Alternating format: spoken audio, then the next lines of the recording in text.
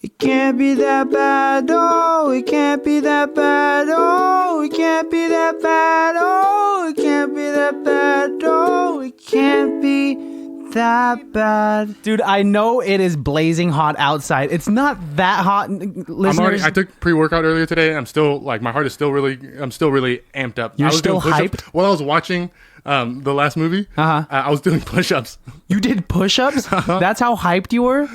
I don't know if hyped is the right word or high on cocaine that they put in this thing, but it is. That's how you felt. I am going, and I am at 1,000,000 degrees. I realized when I texted you how hot I was outside. I like looked around. I was like, it's actually probably not that hot out here. No, dude. I think your heart is just pumping way too much blood, and your body's warming itself up. I feel incredible. Dude, I'm glad you feel incredible. I feel uncomfortable. This is gonna be a hard episode because I'm not hard. Guys. Okay, listeners. I know you can't see this because we don't have a video yet, but Alejandro is literally stripped down to just his underwear. Clothes. I'm wearing underwear. You're wearing You're wearing a cloth, essentially. I'm covered up. All the important parts are covered up. It's hot in here, guys. What do you want me to do? My girlfriend is in the room, and there is one fully clothed. She's seen a penis before. Yeah, I mean, that it's just. This is just a weird dynamic. Honestly, you've seen me in this amount of clothes before. This is highly possible. Right? I mean, Melissa's been around long enough, and if you're my friend for longer than a couple of years, you see quite a bit. Why are we the weird ones? Why are you saying? I haven't said you were weird at all. Oh, I don't think anybody's weird. I don't think anybody's weird. Okay. Here. At this particular conjecture. I can tell you get uncomfortable when you start like grasping for words. When you're like just conjecture. When's the last time you used the word conjecture? I was doing an English lesson for some fourth graders. Oh, that was a while ago, right? That was high school when you were teaching. That was third grade. That's a different story. Third graders. I'm so sorry. Okay. Hey, folks, welcome, baddies. Welcome, baddies, to another episode of ICBTB podcast. Or as I like to call it, it can't be that bad. Let's jump into it. What we watched a really crazy fucking movie. I have no other way to describe it. This was ridiculous. The most insane movie, and like it is an out there movie. I want to just list off a couple of people who are in this movie real quick. Yeah, there's a lot of cameos in this movie, and from that, it'll probably already intrigue you. You'll probably be interested enough just from hearing who's in the movie to pop it in.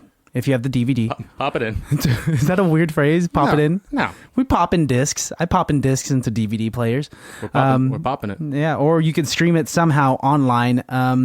It's good. Here are some of the bigger names who are in this movie. There we go. An actor by the name of Justin Timberlake. Oh. That's correct. An actress called Danielle Fishel. Topanga. Correct, Topanga from Boy Meets World. This is also starring a gentleman by the name of Lance Bass. Oh, yeah. Other NSYNC member. Correct. Lil Kim is in this movie. Lil Kim was in this movie? Correct. The band C Note, the band Take Five, the group LFO. So many boy bands. Innocence, which is a girl group. Britney Spears. Which is a girl. Joey Fatone. JC Chazé. Paul Sorvino, the uncle from Goodfellas. It's so random. The one who's like the Godfather in Goodfellas. Really, that is guy. Also the Godfather in this movie, pretty much. Yeah. And my favorite, hands down, maybe the best actor in the world. Start with the G. Nope. Dwayne The Rock Johnson is in this movie. Dwayne The Rock Johnson. But we'll get into ridiculous. it. He comes up about 40 minutes into this movie and is only in it for about 5 minutes. When he came up on screen, I was screaming out loud. I immediately texted you and was like, The Rock is in this movie. Dude, even though you told me that and I watched it after you texted me that, still surprised. I forgot. It's still a surprise. So surprised.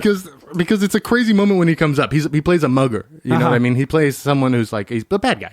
Let's talk about let's say what movie this is first. That's right. of all. Guys, we're watching the 2001 Longshot. Yeah, not to be confused with the 2019 version. That movie's called Longshot. Is there the Longshot in that? I think they're both. I think this one is the Longshot, and the other one's the Longshot. Yeah, because this movie starts and ends with a basketball shot. That's why it's called Longshot. Only reason why I think this movie could be called Longshot. They're like, okay, it starts with basketball, ends with basketball. It's a long shot, guys. It's a long shot. You know what it probably was someone read that script and like, I'm gonna make this movie, and someone was like, it's a long shot, and they're all like, Oh my God. Challenge accepted. Everyone keeps saying that when I make this movie, it's going to be a long shot. Maybe we should just call the movie Long Shot. Yeah. This movie was fucking crazy. There was a lot that went on behind the scenes of this movie. I'm sure. That make it so much more worth watching. Did you do a lot of research? Yeah. And Gilbert Gottfried was in this movie. Everyone's in this movie. Anyways. Yeah. Let's get through the nitty gritty and we'll start breaking this shit down real quick. Movie came out in 2001. Right after the 90s, so you can see all these people were at the very start of their careers. Justin Timberlake, Britney Spears, all those boy band groups. Everybody was starting off. Everybody was like really just coming out. It had a runtime of 93 minutes, is rated PG-13, and had a rating of 2.9 out of 10 on IMDb. Wow, it was so low that they actually tried to add some decimal points in there. It just, I think it depends on the vote. It's almost a 3. Let's give it that. Almost a 3. Good job. I could not find the Metacritic score because every time I typed in Longshot, it brought up the new movie. Same thing with Rotten Tomatoes. Every time I typed in Longshot, it only directed me to the new movie. Really? But how many? What percentage of Google users do you think approved of this movie? Dude, I'm gonna. This is gonna be a long shot. Ba-ching! Oh, hey, that's why we get paid the big bucks. Yeah, yep. This podcast is a cash cow. Let me tell you guys. I'm gonna go with 85%. Close, 72%. That's not close, dude. That's a 13% difference. Yeah, but you've had some way bigger differences before. Have I? Yeah, totally. When you're really close, you're like within 2 or 3. But when you're way off, you're like off. Thanks, dude. Yeah, no problem. This movie looks like it cost about $300,000 to make. Yes, the quality in terms of audio, in terms of cinematography. Things are over like ADR later on, and it is a bad ADR. Like you can just tell that it's. But just from this cast list, they spent some big bucks on these celebs. No, they didn't. You don't think so? Because it was 2001, and none of these celebrities made any money. Let me tell you a little something. You know why I know this movie only cost $300,000 to make? Because you looked it up and it said it was $300,000 to make. Incorrect. The official budget for this movie is $20,300,000. Oh my God! $20,300,000. Okay. They got specific. Okay. The writer of this movie is a gentleman named Louis Pearlman, who is also the. Wait, no, I'm kidding. Go ahead. The director? Was he? No, that was a gentleman by the name of Lionel something, which is weird. I usually have that written down. But Louis Pearlman is way more interesting. Is he related to Ron Perlman?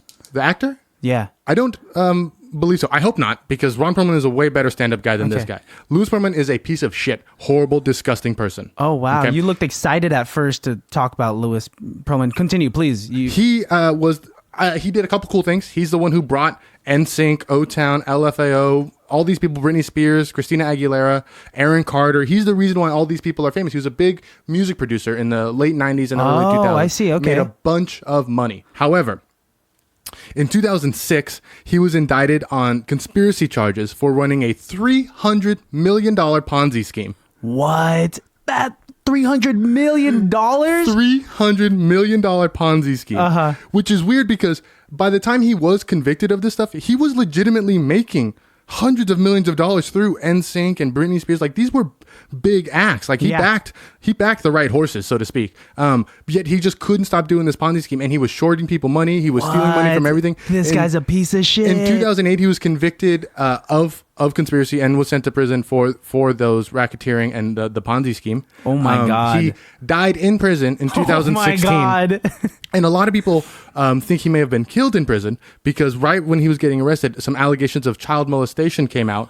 People like LFO refused to talk about it because they may know something. Aaron Carter said in an interview once that he doesn't want to speak about it, but he has a bad memory of Louis Pearlman. And we all know what happens to child rapists in prison. They get killed. They fucking die. Like, dude, you got what you deserved. So Louis Pearlman, look, you brought us a lot of cool things, but you brought a lot of stupid shit upon you too. Yeah. Like, dude, let's say it at the same time. 1, 2, 3. Fuck you, Louis Pearlman. You're a horrible person. You're terrible, dude. Yeah, I believe everything that's been written about you. Everything. Yeah. So let's jump into the movie. Yeah. Because you did write a hell of a movie, my friend. This movie starts with O-Town watching a commercial. It just jumps into it, right? The movie, no credits, no nothing. No nothing. Jumps right into it. Right into an opening scene. And it was very meta. before should I read the plot summary real quick? It's just a couple sentences. Oh, it's only just a couple of sentences. Just so you know what's going on. Okay. For how crazy this is. Okay. A 20-something tennis instructor / gigolo gets embroiled in a scheme involving seduction and insider trading. That's all of the synopsis. That's it. Because it tells you nothing, folks. If you watch this film, or if you're about to watch this film, and it's got to be free somewhere. If not, I have a copy. I will gladly lend it to you. Everybody needs to watch this movie, but don't pay for it because fuck Louis Pearlman. Fuck Louis Pearlman. He does not deserve a dime, nor even in his grave. Nope. No. Fuck that. So this movie, if you were to watch it, the first 15 minutes it's super meta. Yeah, it's O-Town watching a infomercial for the movie Longshot. Yes. And the people who are doing the commercial are like two all that-esque Saturday Night Live cheap actors. Yeah, basically. They're doing over-the-top, like bad improv. I'm afraid when we do improv shows that there's somebody who's... Yes. I hope not, dude. I really don't think it does, but that is my fear. That is my nightmare. Dude, I think that's my fear when we have improv scenes that consist of 5 or 6 of us on stage at once. Yes, that it's everyone talking over each other. Cuckoo bananas. And it's like, what's going on? And then it goes from this infomercial meta scene. So they're watching the infomercial. One of the guys is like, "Oh, this is something you would buy," and he's like, "I wouldn't buy that." And sure enough, guess what happened? Guess what arrives at the door? That DVD of the not a DVD. Oh, it's not. It's a VHS copy. It's a VHS because this movie's made in 2001. Okay. They get a VHS copy of Longshot, and you remember what his first response is when they hand him the copy or the box from the. It's like the lady asks, like, "Are you so and so?" No. I'm talking about when they go back to the room, couch and they hand him the. No, I don't remember what he goes. Because in the commercial they mention how if you buy one now you get a free copy too, and he goes, "Is this all that came in it? Because I'm supposed to get another one too." Any of the like just them being themselves was funny. Like, I bet you a lot of that was loosely scripted. Oh, there's none of this shit was scripted. I think if there was a script, about halfway through the scenes when they're filming, they're just like, you know what? Forget the script. Old lady, you be in the record store. Be yourself. Alex, also the guy's name was Alex, which was kind of cool. Made me want to keep watching the movie. Because he was probably my least favorite part of the movie. He's the lead. Oh, I'm very sad about that. You should be dishonored and discredited to have that guy named lead. Right off the bat, you see Topanga. Yes, Topanga. In a cheerleading out. And this is 2001. Is this just after Boy Meets... Is Boy Meets World still going in 2001? No, I think it ended a little bit before that. But I will confidently say... As an actress, she has the most acting chops. She never ages. Because even now, she still looks... She looks good, really, man. Good for her. Pretty similar to how she looked back then. You're killing it. The movie goes straight into a basketball scene. Like a basketball game. Oh, my God. Important basketball game. High stakes. Right? It's 85 to 87. Yes. Okay. And Alex, the main character's team, is down by 2. So the only way to win is to shoot a three-pointer, which is like the worst predicament. You've lost that basketball game. It is the most cliche, high-stakes basketball game ever. And somebody gets hurt, right? We assume the best player gets... So they're like, all right, well, we'll bring in the next person. And everybody is like, I don't want to play, coach. Yeah, they're all freaking out. And the coach is also like, we're fucked. He's an asshole. Yeah, he's like, go out there, we're going to lose. And then he's like, give the ball to Alex. And everyone's like, why would we give the ball to Alex? Because he sucks. He's 6th on the bench and is finally put in the game. And then he's like, we want to give the ball to Alex. And everyone's like, why? Why give the ball to Alex? And the star of the team was like, no, give the ball to me, which rightly so. That guy is good at basketball, apparently. And so when they get the ball, he gets the ball back and has 15 seconds. No, he has more than that. He has like 30 seconds. He has a lot of time. He has like 30 seconds left on the clock. 30 seconds left in a basketball game is a long time. That's a long time, dude. I don't know what was going on. Because the shot clock is 24 seconds. Yes. So he had longer than the shot clock to make it. And within those 24 seconds, he's bouncing it. He's passing it. Yes. He's getting it passed back to him. He's trying to get rid of it, and they keep giving it back to him. The guy's like, throw it to me. He's throwing it to everybody but the good guy. Yep. And so he finally makes the shot. Lo and behold, he wastes all 30 seconds. He has 1 second left. He has to shoot, and... boom, hits the backboard, hits the rim, and it bounces off, does not go in. People are saying, you suck. He's getting booed hard. And also, from what I understand, it didn't seem like this was like the championship game or the final game. This was like a mid-season game. It was just a random game. Because there were games that... We're going deep into this basketball game, and we're not even 20 minutes into this film, guys. This movie is crazy. We could talk about this. I was afraid, Christian, that you didn't want to do this podcast because it is such a bad movie. And when you text me like, it's a bad movie, and I was like, I knew you didn't want to do this movie. But There's no way you can't argue that this is not a bad movie. I don't know if you're familiar with the movie called The Room. This is The Room level bad. It's that caliber of... It is funny. Quality, It is funny bad. The cameos are so shoehorned in. It's so random. Everybody... Garfunkel from Art Garfunkel, Garfunkel's in it. His wife and his son. Yup, all of them. Kenny Rogers, the gambler's in it. He was a fucking pilot. He plays the pilot. Yeah. Britney Spears plays the stewardess. The flight attendant, flight attendant, excuse me. Lance Bass is like the radar guy, and he says... how's it go? I think I wrote it down. Yeah. Lance Bass says... Damn it! I just wrote Lance Bass blah, blah, blah. Yeah, he goes, like the radar's off. Nothing's in sync. And then looks at the directly into the barrel. Breaks the fourth wall, and it's the cheesiest moment. He knows what he's doing. He's smiling. Yeah, absolutely. He's smiling. And Lance Bass played it right. Let's get back to this Alex character, man. But let's progress. So Alex misses the shot. Everybody hates him. We find out that he has an older brother. His name's Jack. Yeah. Jack is a hunk. Yeah, dude. Like, I don't know, like a 2001, like a late 90s hunk. Can I say real quick, you've been pushing this DVD movie on me for like a week straight, and for the first 30 minutes I've seen at least 30 shirtless dudes. What are you making me watch, man? Because this guy... I'm making you watch a Louis Pearlman masterpiece. That's what I'm making you watch here, dude. Because we see Jack, the older brother, shirtless at least 20 times. I'll tell you why. I will tell you why. Shirtless dudes. Okay, because he's so cut, dude. Did you see his torso? He looks like an action figure. His face, not so good. Meh, it's on the okay. Face. He has a middle part. It's 2001. It's 2001. And also, middle parts acceptable. are kind of cool, dude. Middle parts are okay. Oh, that you're just saying that because I have a permanent middle part. Yeah, dude. If you don't do anything, no wonder you cut your hair short. Yeah, because if it's longer than it's a middle part. Wow, if it's like 6 inches long, it just parts down the middle like the Red Sea. Jack is,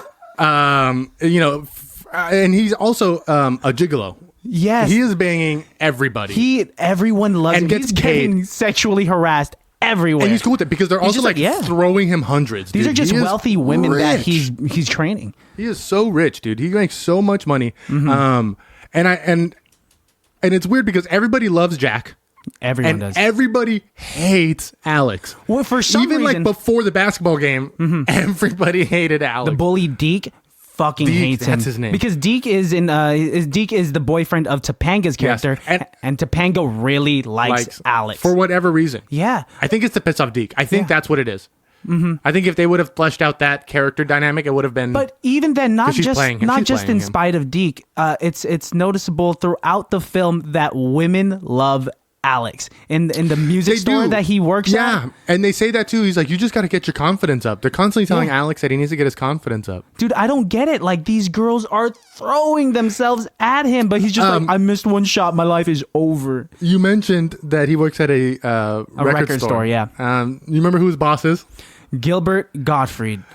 Oh, he was honestly one of my favorite parts of the film. He was not scripted. He was for sure not scripted at all. He got to make up everything. You know, he came on set late and he was just like, fuck it, I'll do whatever I want. Yes, because all he was doing was being himself, and being himself is yelling constantly. And like, there's parts where he's not on camera. Yelling from off screen. Things like, where's the price tag? And like, is that bread? He is just yelling things. Dude, right when Alex walks into the music store from work. You're talking about me. He comes in. I know. No, it's fine. I like it. I'll call you Alejandro. No, I'll call him Alex.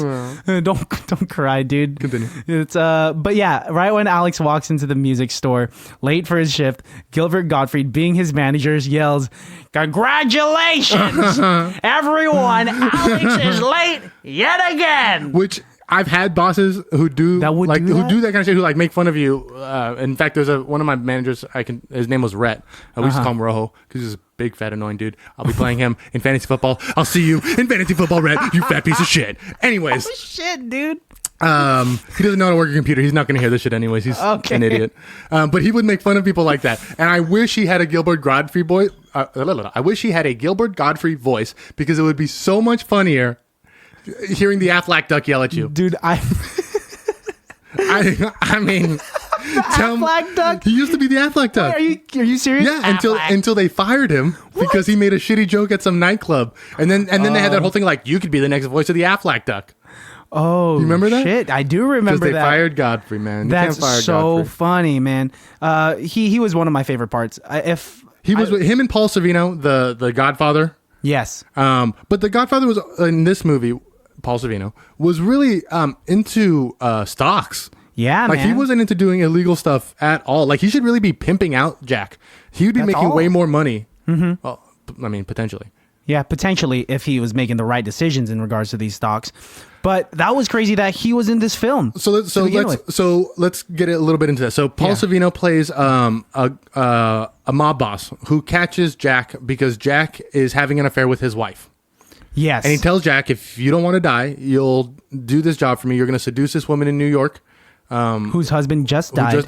She's running this company. I need you to figure out what's the deal on this company, some insider trading information, and come back and report to me. Sends Jack from LA to New York. He meets up the girl, falls in love with the girl.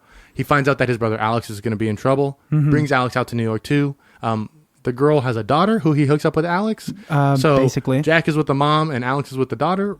And they just kind of run the town in New York. They then find out he also comes clean to her, right? He tells her, I'm just gonna quickly brush through the movie. Can I say on the side, congratulations, good job. You took an hour worth of chaotic plot and made it make sense. You summarized it and made it make sense. And pepperized through all of this murder, mystery, thriller, crime drama. I was so confused. Every single genre boy band that you can think of.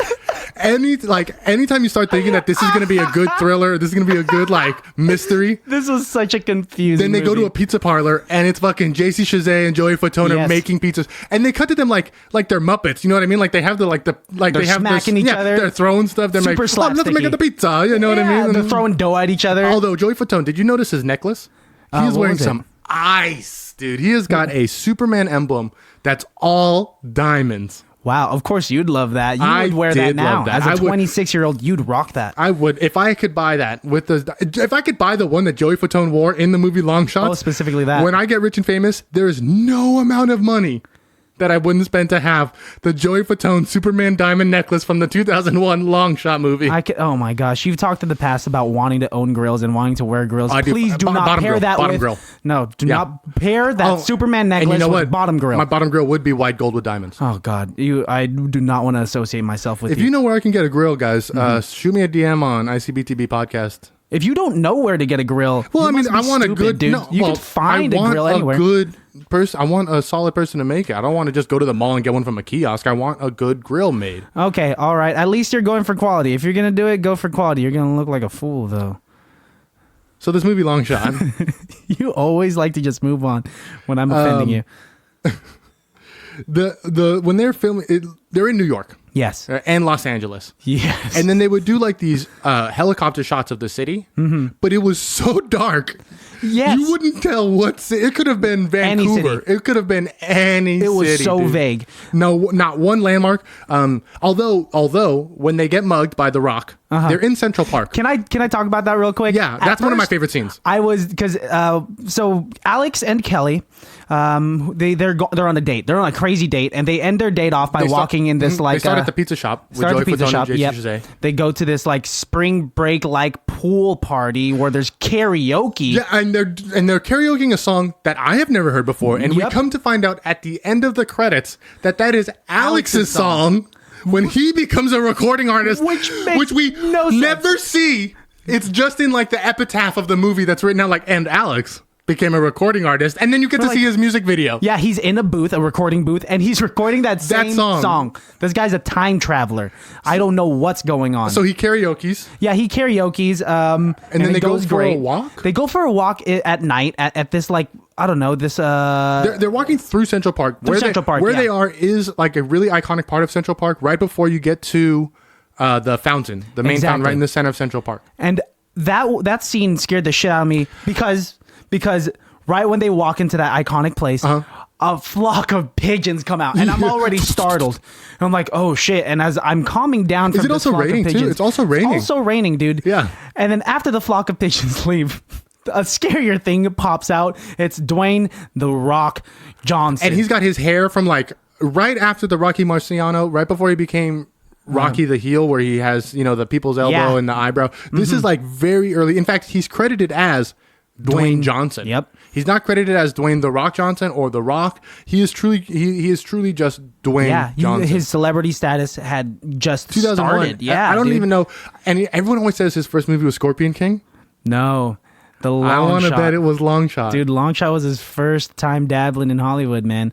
Yeah, he was scary. I believe he was wearing the iconic turtleneck and chain and also had a switchblade. And was he wearing a gray sweatshirt? I think so. Something was going on. Like The Rock. He looks like, if you want to imagine The Rock in 2001, like let's take a second. Imagine The Rock in 2001.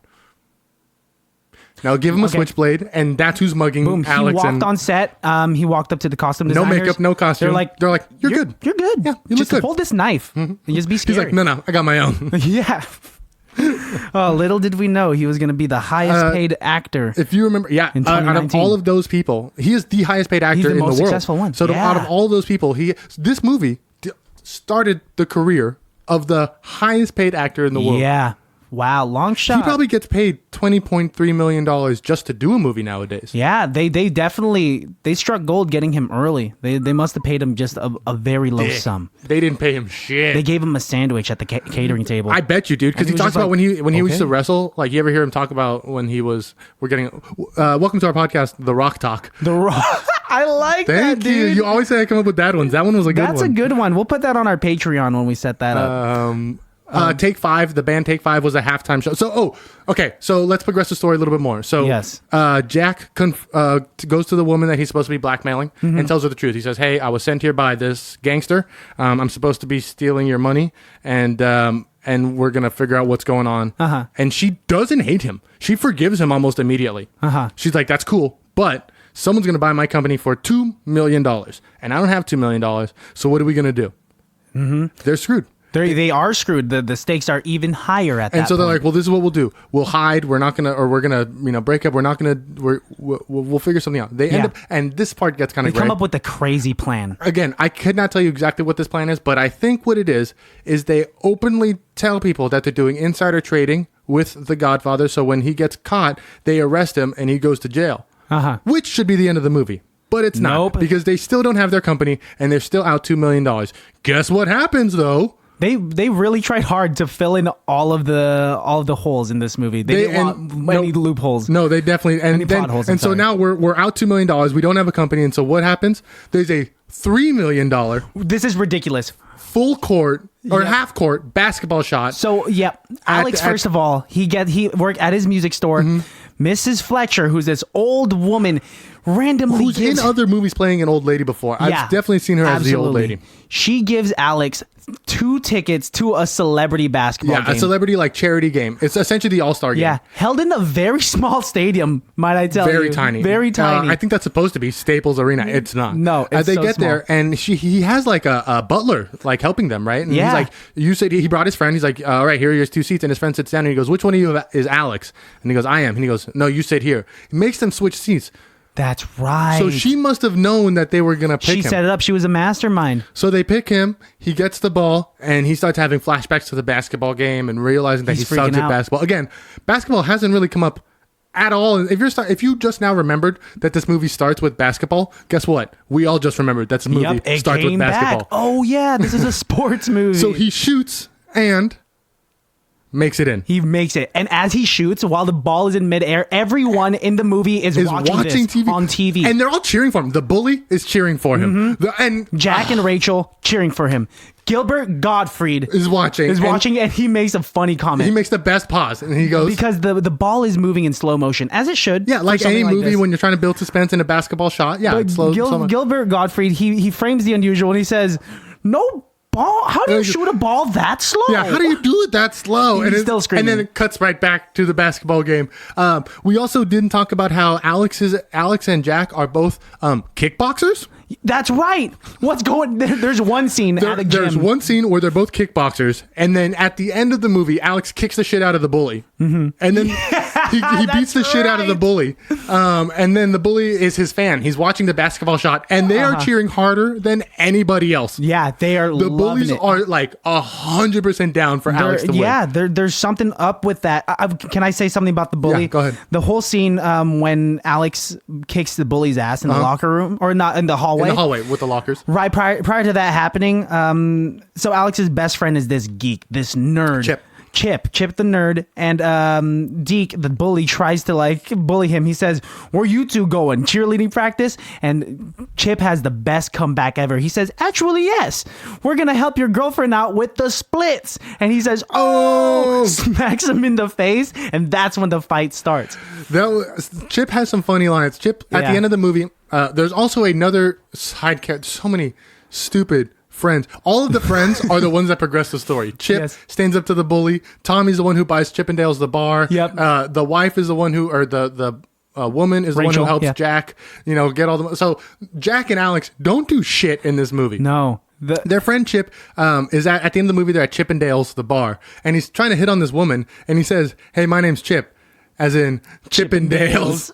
What? And then that does not work. And because it's the end of the movie and they're kind of giving you the like what happens afterwards to these people, right? Like as if it's a documentary. They cut to black and they tell you what happens to Chip. It says he won millions of dollars at some game. So vague. By being the last survivor on some show. Oh. So it must have been Survivor. And then it says him and his wife, Gloria or something like that, live happily. And it's like, oh, he's married? He's been married. Time?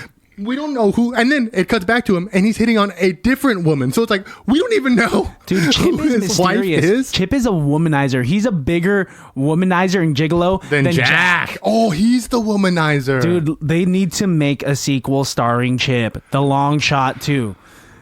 I would watch that. I would watch it, and it's just Chip being this womanizer, this badass. Real quick, I do want to say, because they were in that hallway of Central Park, that's also the hallway where John Wick was considered excommunicado. Oh, shit. So do you think Longshot and John Wick are in the same world? Dude, it's the same thing with Quentin Tarantino movies. They're all sharing the same in the universe. Check it out, guys. We've cracked the universe here. The shared universe of the 2001 Longshot and John Wick. Boom. It's a shared Killing universe, it, guys. dude. This podcast is actually a revelation. Best person on set award, real quick. Dude, I'm going to give it to Mrs. Fletcher. She is working hard, yeah. I believe, she was the most believable character. 100%. Yeah. And if it wasn't her, I would give the best person on set award to Rachel, who is the girlfriend of Jack. Purely based on hard work. I'm giving it to Louis Pearlman. Because he took $20 million from this movie. He did. I'm 100% confident that he took $20 million from this movie and then used $300,000 to make this movie. That's what it was. That's exactly. I'm 100% positive that's what happened. He was like, here. I'm just going to funnel most of this money into my other shit. And they're like, Lou, where's the script? He's like, oh, I got the script in my briefcase. And he's like writing it as the days crayon, go on. And it's hard to like piece together. Like, Lou, this is incoherent. He's like, it's fine. Just cut to New York and nobody will know. Because what were this? No, they're like, Lou, this doesn't make sense. He's like, it's fine. Put NSYNC in there. The people are gonna love it. People love basketball. Put Britney Spears in there. Love crime dramas. Yes. Anytime you start to get distracted or confused, boom, celebrity. You know, one thing that makes me really laugh about this movie is that there are little to no scenes that actually have dialogue without background music. Every single scene. And they're all like NSYNC songs or like... they're plugging the music of these boy bands. When he's in the record store, every time there's a shot of him in the record store, it's perfectly framed. There's at least one album that you can see completely. Easily. The Take 5 cover album, NSYNC, yeah. The one, and like a couple of them, I was like, I had that album. I know we're running long, guys, but this movie we could talk about this for hours. This was such a crazy Check it out, film. guys. Longshot. Don't pay for it. Make sure you get it for free. Fuck Louis Pearlman. Honestly, if you're friends with us, Alex will be more than happy to lend you his copy. Totally, dude. Me and my brother stole it from the library, so he didn't get his money from us anyways. Oh, shit. See you guys. It can't be that bad. Can't be that bad. Can't be that bad. Oh, it can't be that bad. Oh, it can't be that bad. Oh, it can't be that bad. Oh, it can't be that bad. Hey, everybody. Real quick, we want to give a shout out to a couple people. Yep. A huge shout out to John Boo and Alan Boo for the great sound production. Shout out to Greg Reasoner for helping us out with our cover art and title work. And a shout out to you guys for your endless support. That's right. Thank you very much. Don't forget to rate and review us on iTunes and Spotify, anywhere you hear us. We'll see you next time. It can't be that bad.